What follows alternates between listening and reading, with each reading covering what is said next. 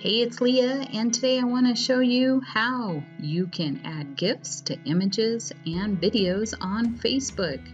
Go ahead and select your Facebook account, open up like you're going to post, select your camera roll and select an image or video.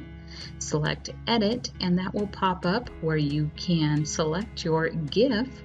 In the box, you can either search for a GIF or go ahead and look for one.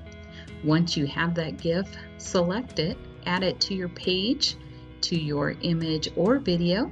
You can resize it and move it to the size you want.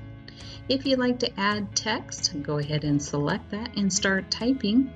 You can change that headline to a different type font, and you would select it to change it to Glow, Fancy, or Classic. Once you have your favorite, go ahead and select it around to the page that you want. You'll select Next in the lower right hand corner, add any text above like we'll post, and you're ready to go. Thanks for watching. Make sure to call 386-518-0202. I'll see you on my next video. Appreciate your time and have a great day. Bye for now.